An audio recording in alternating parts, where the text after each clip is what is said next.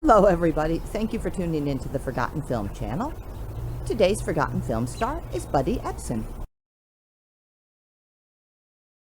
Buddy Epson was born on April the 2nd, 1908 in Belleville, Illinois. His real name is Christian Ludolf Epson Jr.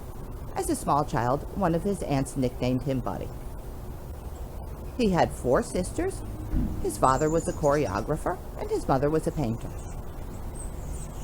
When he was about 10 years old, they moved from Illinois to Florida. He graduated from Orlando High School in 1926. In 1928, he and his sister Vilma moved to New York City, put together a dance act called The Baby Is Theirs, and they started performing on the vaudeville stage and ended up on Broadway. In 1930, he married Ruth McCambridge. They had 2 children together and were divorced by 1945. In 1935, casting executives from MGM approached the pair and invited them for a screen test. They were signed immediately to a $1,500 a week contract with a 2-year option. They performed in 1 movie together. That was the Broadway Melody of 1936, and after that, Vilma left show business. His movements were so unique that he was even filmed in front of an animation grid so that his movements could be used by Mickey Mouse in some of the Silly Symphony shorts.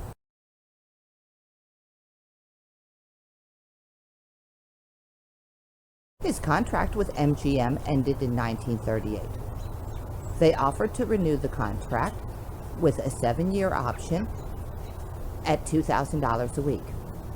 The standard MGM contract basically gave that studio control of their actors' not just professional but personal lives as well, so he said no. As a result, he was blackballed. He only made 2 films from 1938 to 1941. At that time, he contemplated actually retiring from the industry 100%. He took up sailing. He was such an avid sailor that he began teaching classes to Navy officer cadets. In 1942, he joined the Coast Guard. He was part of a patrol that went up and down the West Coast. In 1946, he was discharged with the rank of lieutenant. On September the 15th, 1945, he married fellow Coast Guard Lieutenant Nancy Wolcott. They were married for 39 years, divorcing in 1985 after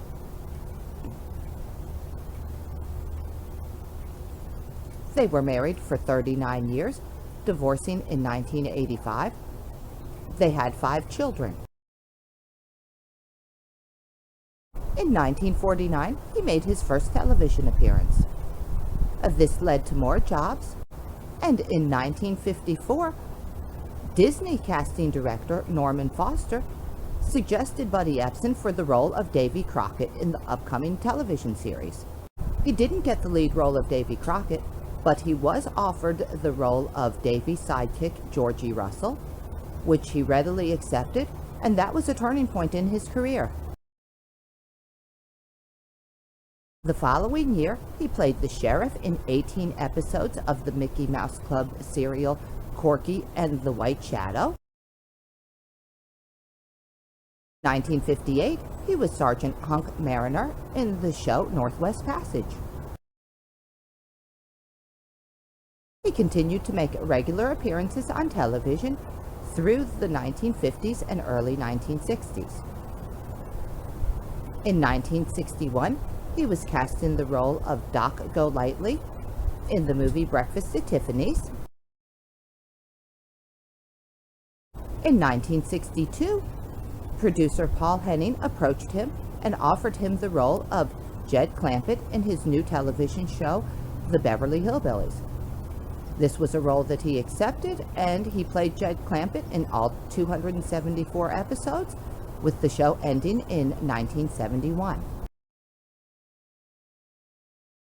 After that, he made regular guest appearances on a multitude of television shows until the year 1973, when at the age of 65, he was cast as crime-fighting detective Barnaby Jones. That series lasted until 1980. After that, he continued on the same path that he was on, doing guest spots, and after that, he continued on the same path, doing guest appearances on various shows. His last regular television appearance was in the 1984 through 1985 season of Matt Houston. He played Matt's Uncle Roy. In 1985, he divorced Nancy Wolcott. In that same year, he married Dorothy Epson. They were together for the rest of his life. His final movie role was in the 1993 movie The Beverly Hillbillies. In that, he had a cameo as Detective Barnaby Jones, who's approached by Jed Clampett, played by Jim Varney, who's looking for a missing granny. His final television role was the voice of Chet Elderson on the animated series King of the Hill. After his retirement, Buddy Epson was a busy guy. He had a variety of hobbies which he enjoyed immensely. Some of those included collecting coins. He was the co-founder of the Beverly Hills Coin Club. He was an avid golfer. He enjoyed playing the guitar, painting, and of course sailing. Sailing had continued to be a huge part of his personal life. He competed in numerous races and even finished first in the 1968 Honolulu Trans-Pacific race. He wrote a book about that.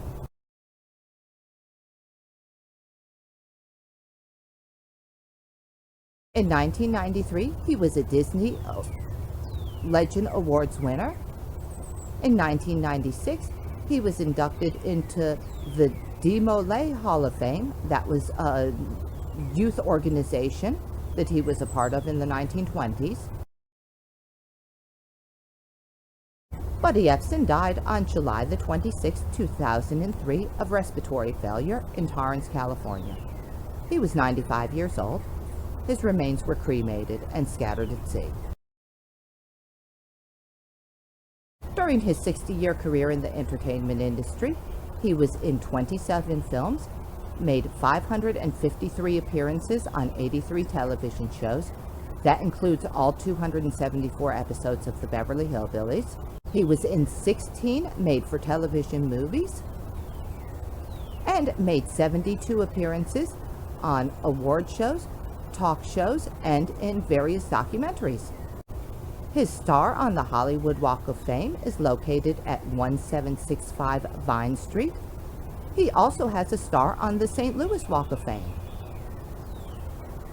And what we have for you today on the Forgotten Film Channel are the first 2 episodes of the hit television series, The Beverly Hillbillies. Personally, one of my all-time favorite shows. This one has rewatchability for every single day. So I want to just thank you for tuning in, for watching me here on Forgotten Film Channel. Make sure that you have a great today. I hope that tomorrow is even better.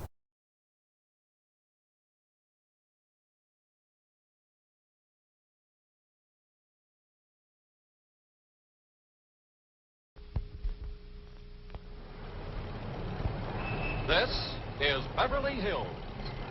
And here come the Beverly Hillbillies.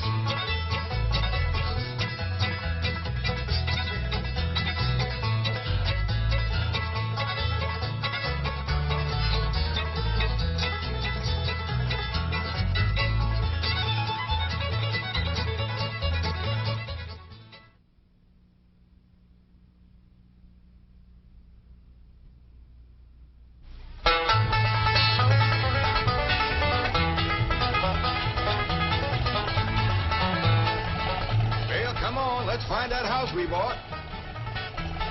House they bought? In Beverly Hills?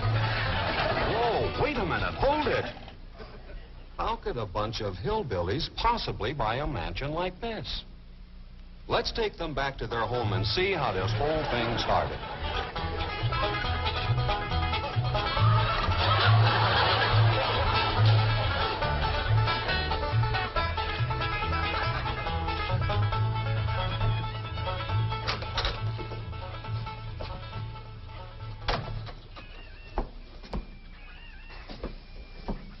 Kid, you gotta do something about that young'un of yourn.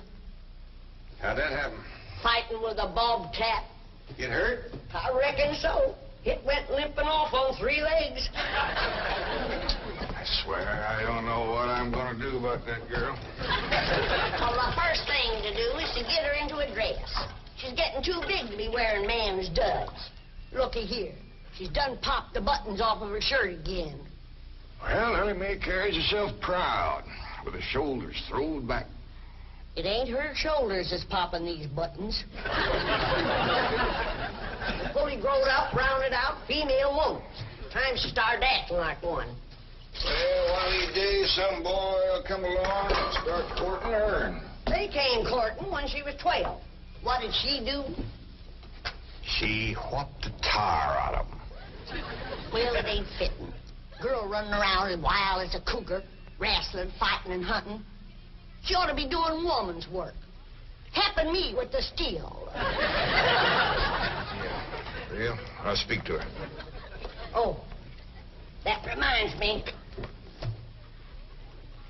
Better go down and stomp out the fire under that mess. Now, hold on now, Granny. You ain't gonna stomp out no fire like that, are you? Huh? Oh, of course not. Don't want to burn my shoes. Pop? Granny! Somebody open the door. Howdy, Pop. What you got there? Stranger? Where'd you get him? I beat him with a rock. Sure. He was skulking around down by the slough. Figured he might be a revenue. He ain't no revenue. Then can I keep him? Of course not. Well, I caught him. Don't matter. Well, he won't be no trouble. I could keep him out in the smokehouse. Ellie Mae, you can't keep people like they were dogs and cats. Ooh. Ooh, ooh, ow, ooh, that's hard.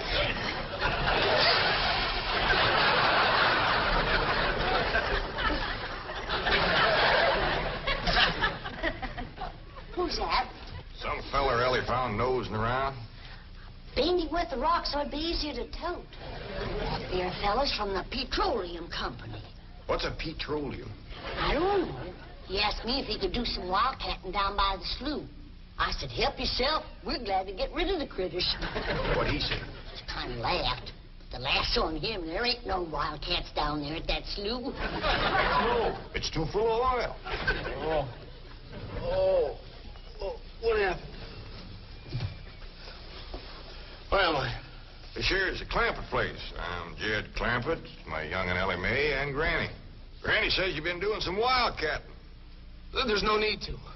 Mr. Clampett, that swamp of yours is full of oil. I could have told you that. Well, my company would like to pump it out. Yeah, I'd like that too, but I just can't afford to have it done. Oh, no, you don't understand. You see, you wouldn't have to pay for it.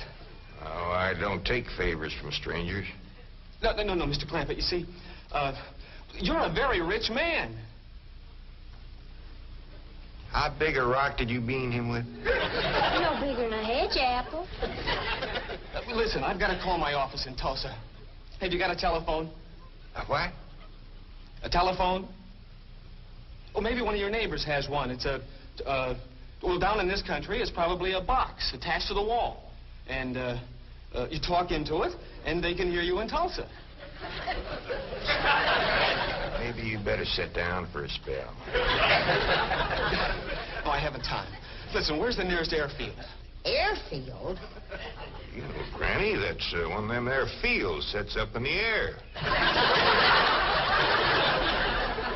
Oh, never mind. I'll find it myself. Listen, now don't you sell that swamp till you hear from me. I'm flying to Tulsa.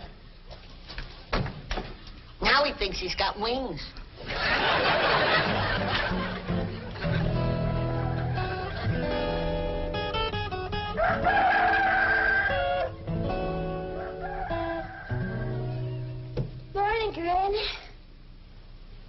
Watch them buttons, child. Ready? Them pigs of yours got into the corn. Did they drink much? I reckon they did. This here little fella was kicking blue blazes out of the mule. That's the trouble with razorbacks. They such a mean drunk. Yeah, this wouldn't happen if you'd stay in the house where you belong.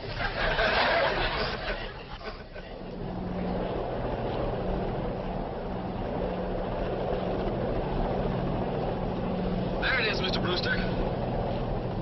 From the tests and surveys, I'd say that's going to be one of the richest pools since East Texas. News like this is bound to get out. Let's go down and get Clampetts' name on a deal. Where's the gun? Where's the gun? Oh, there. What's the matter? You want to see what just flew over Blueberry Ridge? What? The dad-blamedest biggest bird you ever laid eyes on. Probably just an overgrown chicken hawk. Chicken hawk nothing. That thing could make off with the hog. Hurry up, put that gun together. No room to land near the cabin, Mr. Brewster. It's too rocky and hilly. Then let's get the sling ready to be lowered. Well, Mr. Brewster, that might be dangerous. Hang the danger. We're going to be the first oil company down there if it kills you. Yes, sir. Me? Don't worry. If it's safe, I'll follow you. Granny, I see it. There it is. Land of mercy, look at that. What you doing, Granny? That thing's only got one claw, but danged if it ain't grabbed up a man. Hurry, Paul, it's my stranger. Where is it? Just throw on the house. I'll get it on t'other side.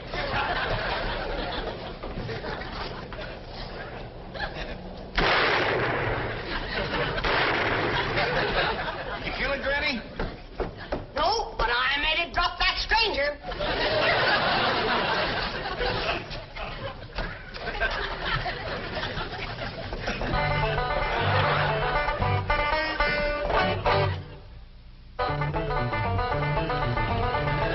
Jethro, stop this thing! Stop it! Hold on in there! Granny!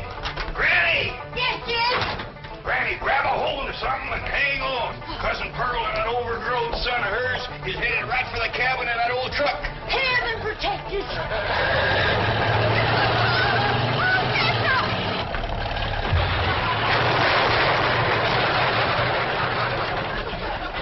Did they hit us, Jed?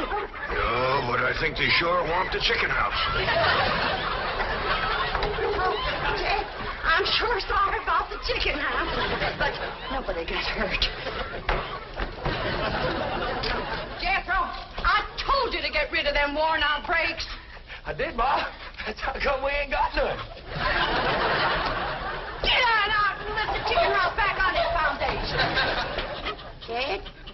Yeah. Jed, Ellie Mae came running over to my place, and she said you sold the swamp to some oil company. Well, yeah, I guess I did. What did they pay you for it? Well, he ain't paid me nothing yet. That Brewster fella said he'd bring the money later. Well, how much they going to pay you? Well, he said I'd depend some on how much oil they could pump out. Well, you must have mentioned some figure. What was it? Well, now, Pearl, you know that old swamp won't worth shucks. Jed Clampett, you got slicker than you're ashamed to admit it. That's just what I told you.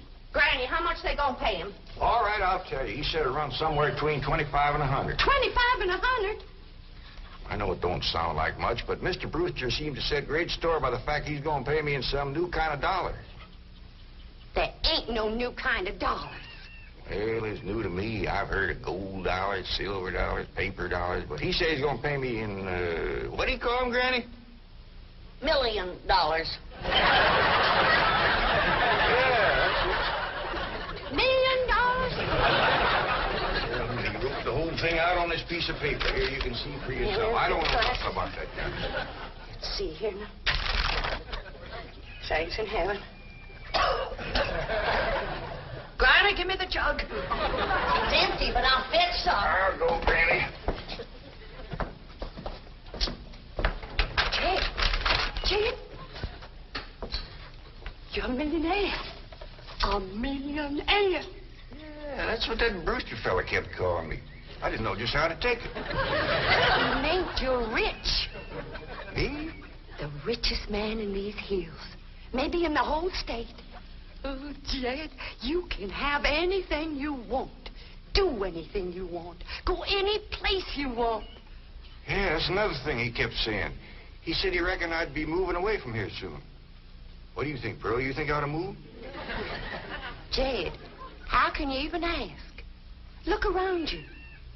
You're 8 miles from your nearest neighbor.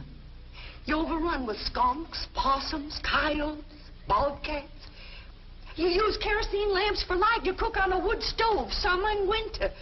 You're drinking homemade moonshine, washing with homemade lye soap. And your bathroom is 50 feet from the house, and you ask, should you move? Yeah, I reckon you're right. Man, be a dang fool to leave all this.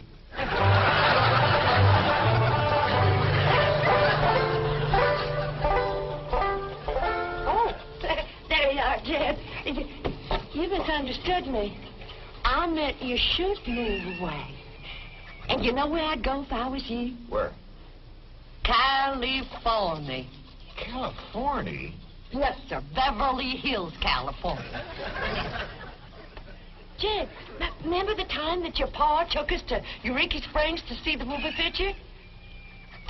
Yeah.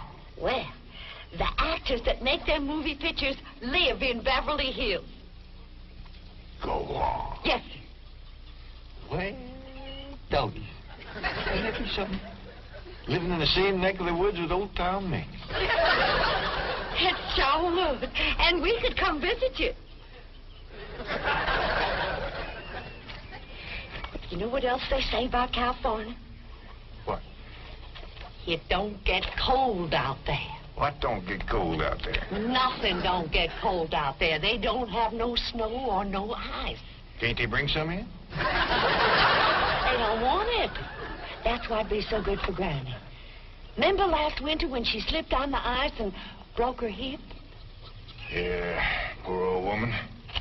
She was limping for 2 days. Well, that couldn't happen in California because they don't have no ice. How come? I don't know how come. But Granny'd sure like it, and we could visit you.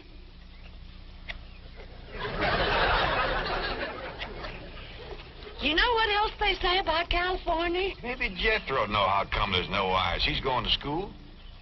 We could ask him. Jethro? Yeah, Ma. Come on over here. Speaking of school, Ellie Mae could get herself a fine education out there in Beverly Hills. Yeah, Ma? Your rich uncle's got a question he'd like to ask you. What rich uncle, Ma? Your rich Uncle Jade. Jethro? How come there's no ice in California? Don't look at me. I didn't take it. Big trouble. Well, I didn't, Ma. Oh, get out of here. Well, you always do. I don't know. I was saying, Jan, folks claim California's got it all beat. Why, things grow twice as big out there. Jethro would be a whopper, wouldn't he? He could help you move. He's awful handy at lifting and toting, and he could drive you out in my truck. I tell you what, Pearl. I'm going to have to study on this. When that Brewster feller comes back, I'll ask him what he thinks. Well, your cousin is right about that, Mr. Clampett. Beverly Hills is a choice residential area, and lots of millionaires do settle there. Folks like me, huh? Well, millionaires. And movie stars, too. Go ahead, yeah. Is Tom Mix there? No, I'm afraid Mr. Mex is dead. Oh? Oh, yeah. What's the matter with me? Remember, Pearl, he got shot at the end of that picture.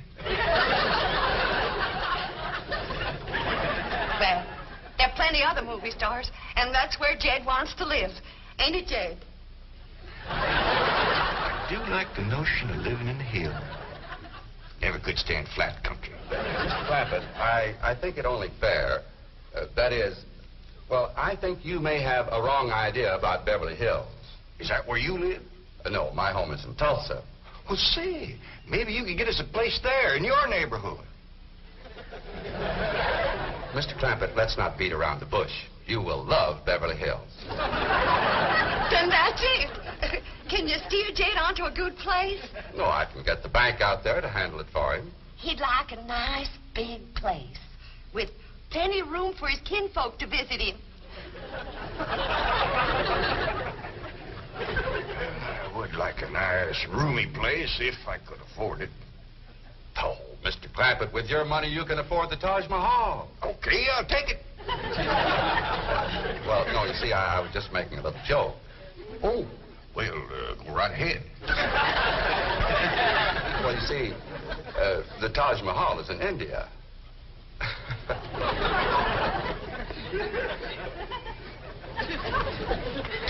Mr. Brewster, you're a nice fella, but I've heard better jokes. Is the foreigner staying to supper? I'm ashamed to say I ain't asked him. How about it? Oh, I don't think so.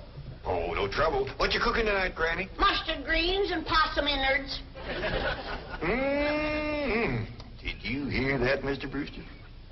Very clearly. Want to change your mind?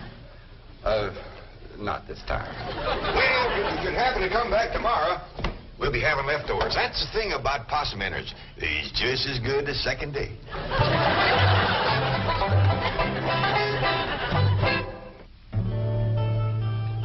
Ellie, if old Duke sits there with you, there ain't gonna be room for Granny. Oh, that's all right, Paul. Granny ain't gone. Who says she ain't? She says she ain't. That's right, Uncle Jed. She's just sitting on the back porch in her rocker, and she says that's as close to California as you're gonna get her. We'll see about that. Dang if I ain't got me the muliest women folk. We ain't never gonna get there.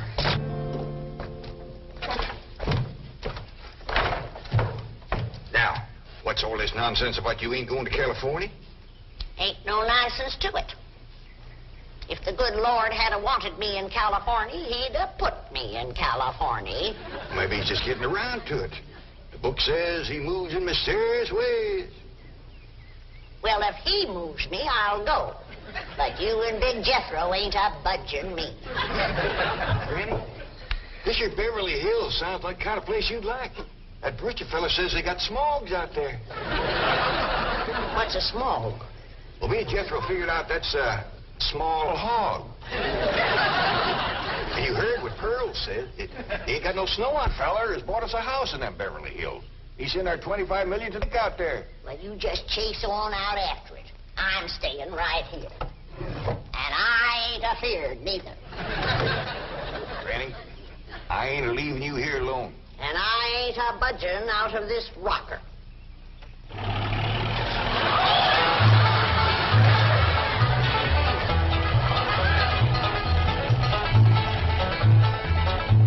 Jethro, what does that sign say? It says Beverly Hills. You hear that, Granny? We're buying. They call them hills? Why, we got moles that can push up higher ridges than that. Well, leastways, it's hills. We'll be among our kind of folks.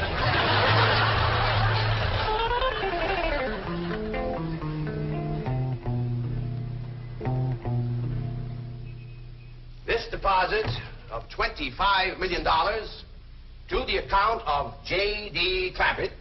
J.D.? As in Rockefeller. Elevates us to third position in capital assets and assures our bank of... Come in. Oh, I'm sorry to interrupt, Mr. Drysdale. All right, Taylor. Well, are we all set to give the Clampetts a red carpet reception? Well, I'm afraid Mrs. Drysdale still isn't too happy, sir. Yes, I know. Oh, my wife is very upset that I got the estate next to ours for the Clampetts. Says I don't even know what kind of people they are. Do you? I know to the dollar what kind of people they are. They're my kind of people. Loaded. Taylor, have the gardeners got the grounds in order? Yes, sir. But I'm afraid that's another thing your wife is upset about. Oh? Well, you see, your gardeners have been working on their lawn all week. Why, they've mowed it, trimmed it, fed it, clipped it. I don't care if they lather it and shave it. This is the most beautiful mansion in Beverly Hills. I want every square inch of ground within those walls in apple pie. Yes? Oh, hello, Margaret. No, dear, I'm very What? Oh, good heavens, did you call the police? I'll be right there. What happened? The Clampett estate is being invaded by a band of outlaws. Invaded? Yes, they're holding the gardeners at gunpoint.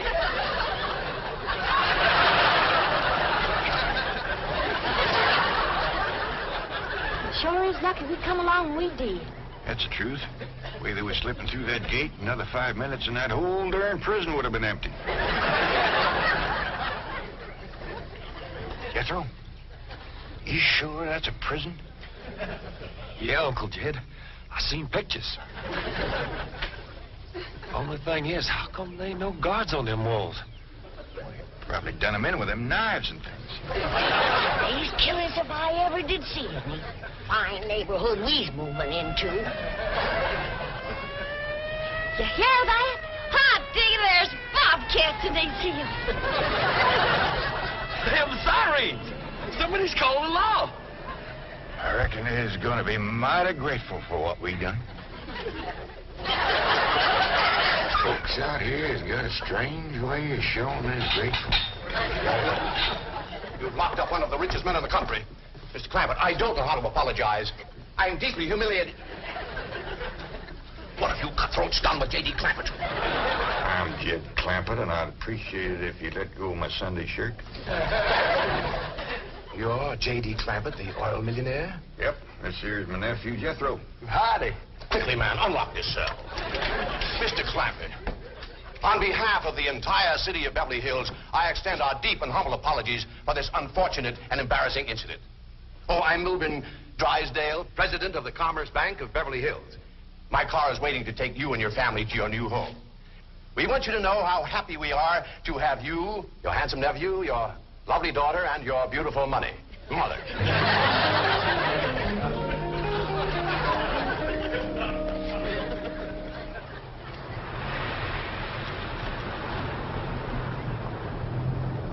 a minute! Stop this car! Mr. Drysdale, you tricked us. You just took us out of jail so you could bring us back up here to prison. Head for the hills, everybody! No, wait! Come back! It's not a prison, it's your home! Now, wait! Mr. Clampett, listen to me! Wait! Back! Friendly!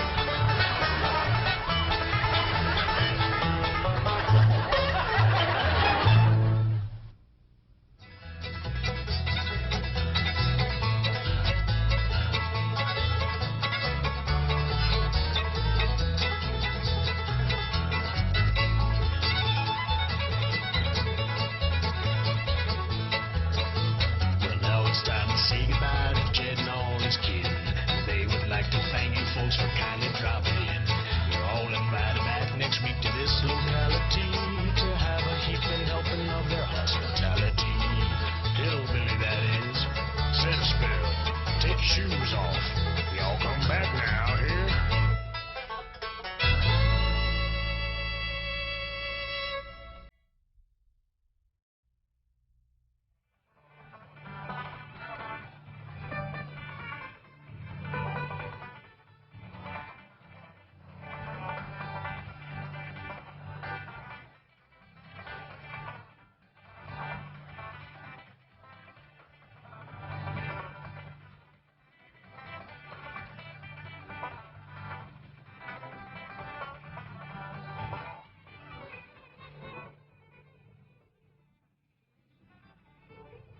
Welcome. Howdy. Well, now, ain't that handy? That, Paul. Way the road takes a bend in here, runs right by the front door. No, Mr. Clampett, this is your driveway. It goes with the house. Is this thing a high? Oh, yes, indeed. It was built by John Barrymore, one of our finest actors. Pretty fair stonemason, too. Hey, Jed! This here is dandy soil. Fine, Granny. We'll commence plowing tomorrow. But this is Beverly Hills. Dirt is dirt. Yes, I know, but... why don't we look around inside, eh?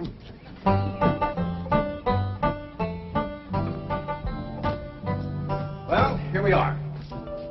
I hope you're going to like this place I picked out for you. Maybe a trifle larger than what you're used to, but I feel a man with $25 million in my bank should live in a manner that... Come in, this is your home.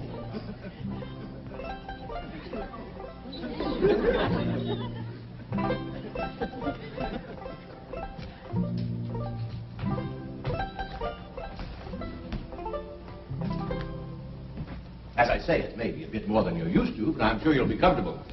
Now, my secretary will be over right away to help you with the hiring of servants or whatever problems you may have. She's a very efficient girl, Miss Hathaway. Jed? Jed? Jed? You and Jethro fetching my stove so I can get some victuals to cook in? You have a beautiful stove. Thank you. Fetch it in, Jed. You scare up some wood, Ellie. No, I mean you have a stove already installed in the kitchen. Where's that? I'll show you. Excuse us. Ellie, you go with Granny. She'll still need you to fetch some wood. Sure, Pop. Uncle Jed, guess what? There's a whole nother house up here. Guess we'll come down from there. Like as not that belongs to somebody else. Here we are. This is your kitchen. Oh, and here's the stove. The last word in food preparation. And speaking of food, you'll find everything you could possibly want stored right in here. See? Huh?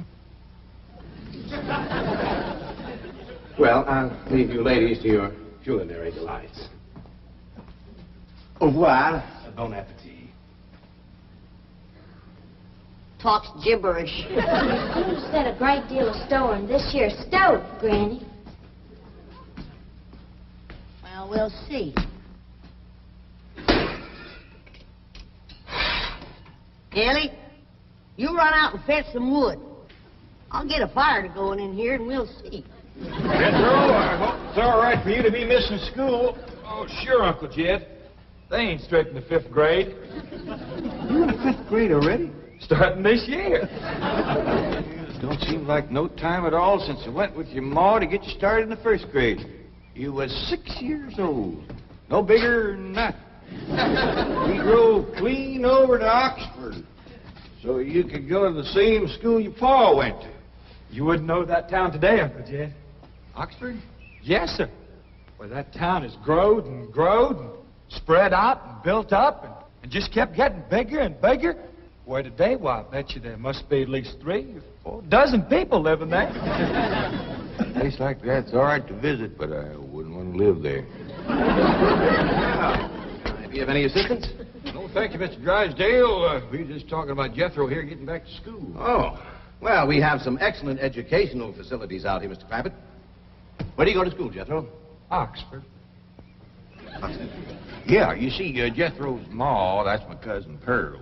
She married an Oxford man, so naturally Jethro, he goes to school there, too. I'm the champion crawdad eater. At Oxford? Jethro put away 3 buckets of crawdads. 4. And he's learned to cipher and everything. Cipher some for Mr. Drysdale. 1 and 1's 2. 2 and 2's 4. 4 and 4's 8. I have to take off my shoes to get any further than that. Never mind. I'm sure we're thinking of 2 different Oxfords. You see, there's one that's very, very famous and very old. That's where Jethro goes to school. Been there since pioneer days. That's how come it got its name.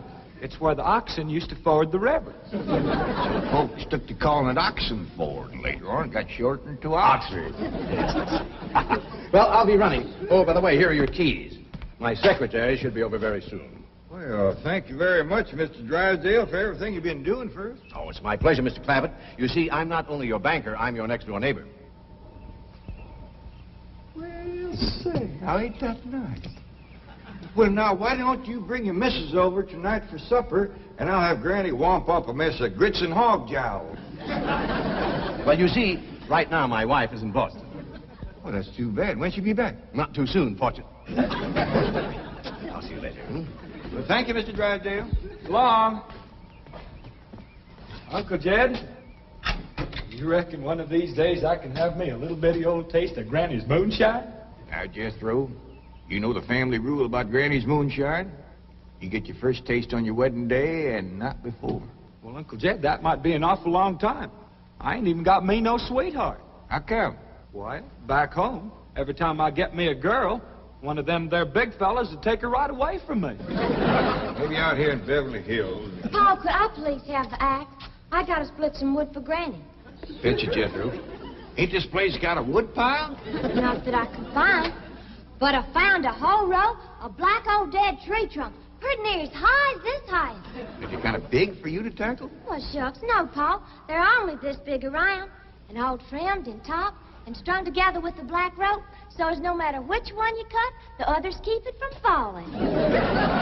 Somebody had a right smart idea there.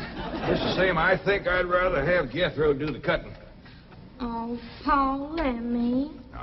Cutting trees and chopping logs ain't no work for a girl. I'm just as strong as Jethro. You ain't neither. I am so. You ain't neither. I am so, too. You want to wrestle? Darn too. Now, here. That ain't no fair fight. Somebody's gonna get hurt. Now, yeah, you see? You're getting too rough. Jethro. A person can get crippled from a hold like that. Get up from there. I can't, Uncle Jed. You turn him loose and get up from there before I take the strap to the boot. Now, here, you get out there and chop down one of them tree trunks and saw Granny some nice logs.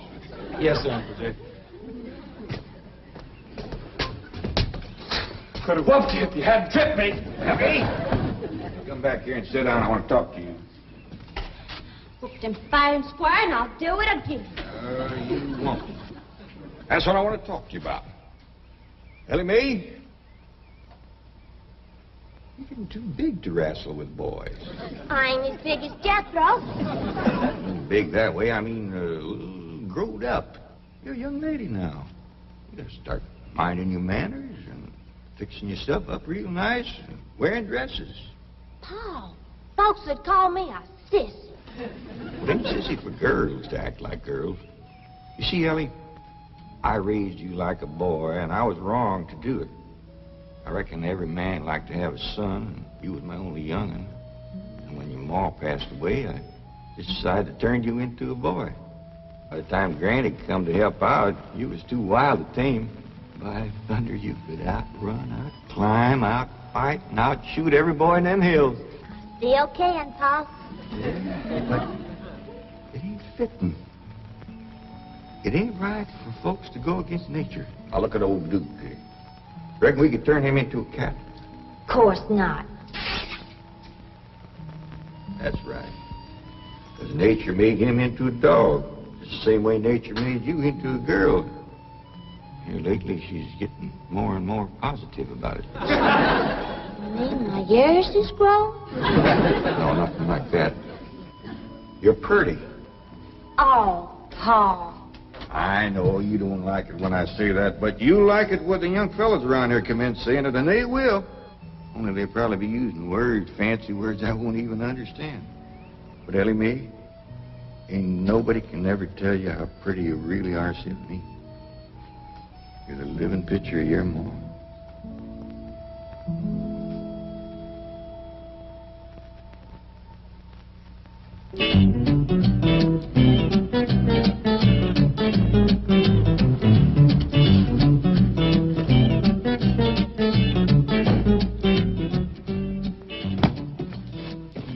You still here? I thought you were going up to the Clampetts estate. I didn't think it prudent for us both to be absent simultaneously. In the event of crises... The only crisis you have to worry about right now is keeping Mr. J.D. Clampett happy. Now get up there. Tell me, how did you like the flamingos? What flamingos? I thought pink flamingos around the swimming pool would add a rather elegant touch. Mr. Clampett is not a man educated to elegance. That will take time. Right now, there are more pressing problems. Of course, getting settled, the servant problem... Well, whatever they are, just get up there and solve them. Now, J.D. Clampett is this bank's largest depositor, and I'm making his satisfaction your responsibility. I accept the mantle of responsibility with which you have cloaked my shoulders. And I shall so conduct myself that if this great financial institution shall last 1,000 years, people will still say, this was their finest hour. Handy wood, all right. Got a lot of pitch and tar in it. Ought to burn real good. Yeah. That flimsy grate holds up. Granny, this is the top of that tree trunk. The one I should split it up to? No, just leave it outside. Yes, sir. This place ain't even got a wood box. Yeah, folks don't need much wood out here. Remember what Pearl said? It don't get cold. Yeah, I remember. It might not get cold in the day, but it sure freezes solid at night. How you know? I'll show you how I know. Every bit of food in this here storage bin is froze harder than a rock. Yes. Look.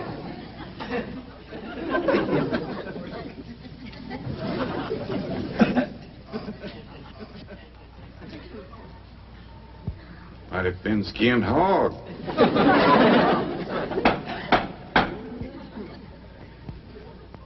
But I'll be doggone. Take me 2 days to thaw out that ham before I can ever cook it.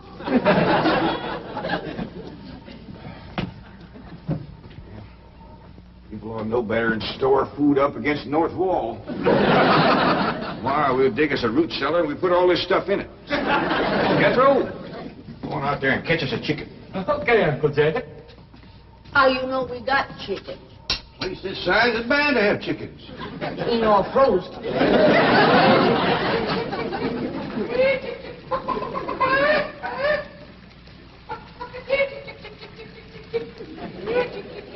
Chick, chick, chick, chick, chick, chick, chick.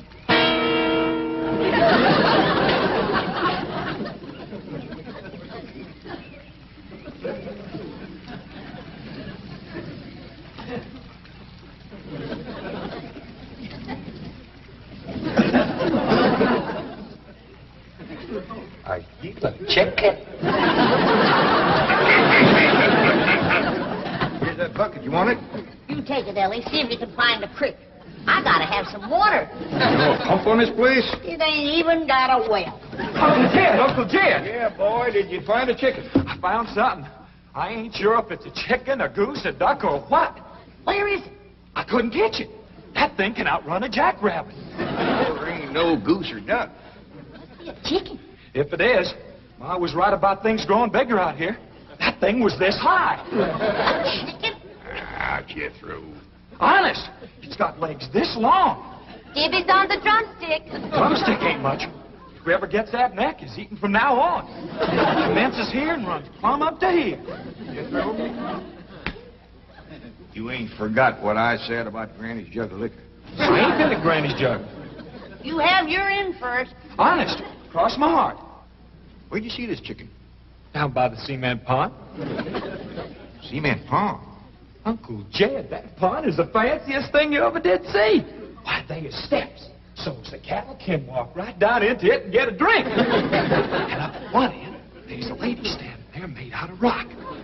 And she's a-pouring water out of a jar right into that cement pond. Oh. Well, that's how come that big old pink chicken to get away from me. Flew right over the top of that there rock lady, landed in that pond, and swam like an otter. Just flapping them big old pink wings and hollered. What color did you say that chicken was? It's pink. Ain't I told you that stuff would stunt your growth?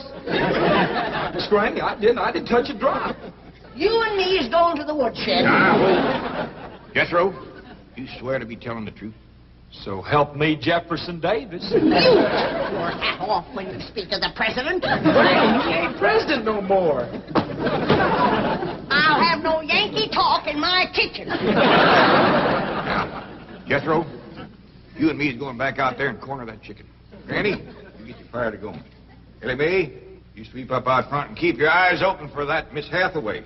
I'm counting on her to take you in hand and get you in the right kind of clothes. Come on. Chicken.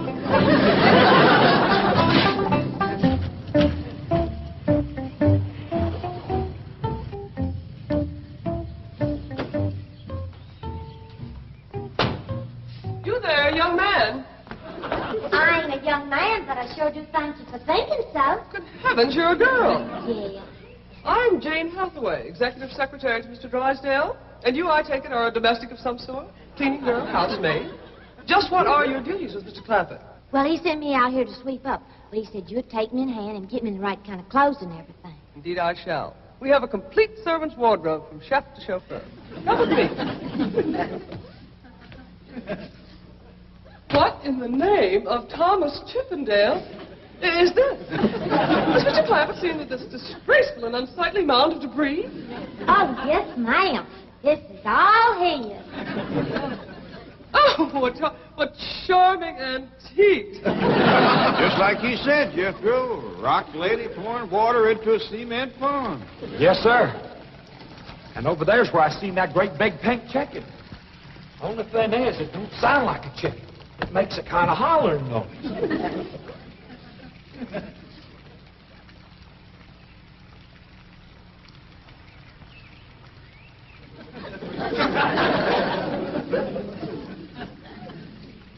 Reckon you'd make a hollering noise, too, if you was to lay an egg like that. Man, oh, man.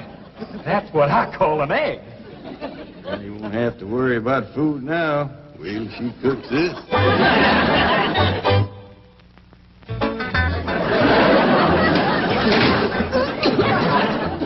That famous city stove don't draw worth nothing. Granny, look at this egg. What's all the smoke? Stove don't work. Probably just a stuffed-up flue. Ain't got a flue. Ain't even got a stovepipe. Well, I'll get the shovel and a hoe and rake it out of there. Here, you keep this egg.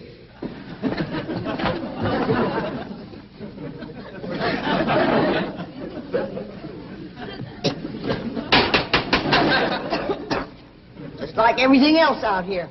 Froze solid.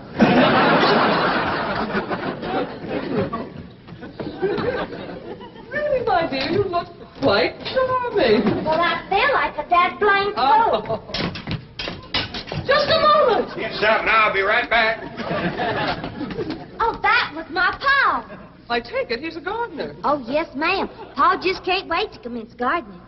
Perfect. However, as though I admire his enthusiasm, I must forbid him access through the main entrance. Now, tell me about the rest of the staff. Is there a chauffeur? A what? Someone who does the driving. Oh, yes, ma'am. That's Jethro. Of course, I don't reckon he can stay around very long. He's got to get back to Oxford and go to school. Oxford? He attends Oxford University? Well, he just calls it school. Pa went to school there, too. Oh, yes. Old school time. Great pride, those Oxford men. Sorry I couldn't stop before. Granny was having trouble in the kitchen. Pa, do I have to wear this here stuff that Miss Hathaway... No, there can be no appeal from Mr. Clampett's orders. Thank you, ma'am. Glad to see you taking a firm hand. Ellie Mae, that's right pretty. Makes you look taller. She's got me walking on pegs. We'll run in and show Granny. And get rid of those old clothes, dear. Granny, I presume, is the cook. Yes, ma'am, but she ain't too happy about it right now. I shall deal with her directly. Now, let's see. Maid, gardener, cook, chauffeur. Oh, I understand Jethro is an Oxford man. You bet he is. I'm quite anxious to meet him. Don't blame you. Fine-looking young feller. Single, too. And he's on the lookout for a girl. Oh. I am only interested in the intellectual rapport which I would naturally have with an Oxford man. I presume you went to Eton as a boy. If I know Jethro, he went to Eton the minute he was born. Yes, of course. I suppose his father matriculated him. I kind of think maybe it was his ma. Oh, well, no matter. At any rate, he's an Eton man.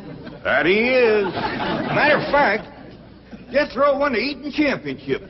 Oh, marvelous. What was he champion of? Eton. Yes, I know. But what was it? Cricket? Oh, no, it was crawdad. I don't think even Jethro would eat crickets. I was referring to the game of cricket. Kid, where's the axe? I bet you, Granny. You talk to Miss Hathaway. And just why does Cook need an axe? I've hit this with everything I could lay a hand to. I even whomped it with an iron skillet. You are supposed to hit it with a croquet mallet. All right, where is it? I don't think I'll tell you. There is a time for work and a time for play. Now then, what are we cooking for Mr. Clampett? Well, I don't know what you're cooking him, but if he wants any victuals from me, somebody better shoot a possum. Possum? You got a better idea? But of course, a nice big fluffy souffle. All right. You shoot it and you skin it. You don't even know what a souffle is. What kind of a cook are you? I'm a cook with a stove that don't draw, food that's froze solid, chickens that can't be caught, eggs that can't be broke, and a smart alecky city woman telling me my business. That's what kind of a cook I am. Mind your tongue, little woman. I can have your job. You sure can, and the sooner the better. Jethro's coming, and just wait till you see what he's got. Thank heaven. Now I can have an intelligent conversation. Look, Granny, I got that big chicken. I hope it ain't as tough as its egg. That is a flamingo. Oh, no, ma'am. That's my nephew, Jethro. Jethro, say hello to Miss Hathaway. Howdy, ma'am. This is the big dangest chicken you ever did see. You go to school at Oxford? Yes, ma'am. I'm in the 5th grade. Stop bragging and wring that chicken's neck. Ellie Mae! No, stop, you barbarian. Don't harm one feather of that beautiful bird. I've taken just about as much as I'm going to take from you. Yeah, Granny. Ellie, you get the fire going under the big kettle outdoors. Young lady, where is your maid's uniform? I ain't going away. Oh, yes, you are. No, I ain't. Oh, yes, you are, if I must subdue you forcefully. I wouldn't try that. Don't! Tried to tell you. I'll set on her, Ellie. You get the fire to go under. Now, here, Granny. Come on, let her up. Get off of her. You are discharged! All of you! That! Fired! I am the most incompetent, insubordinate, belligerent group of domestics it has ever been my misfortune. Hathaway! Ah, Chief! You're just in time to help me take disciplinary action. You're fired. I've already told them. Not them, you. These people are the Clampetts. Clampett? Yes, that's right. Now go back to the office and pick up your severance pay. You are through. Now, Mr. Drysdale, hold on a spell. I reckon there's been a kind of a misunderstanding. But this little lady's been a right big help to us. Why, she fit in just like one of the family. Matter of fact, her and me is going out hunting. Ain't that right, Miss Hathaway? Yes, indeed. Yeah.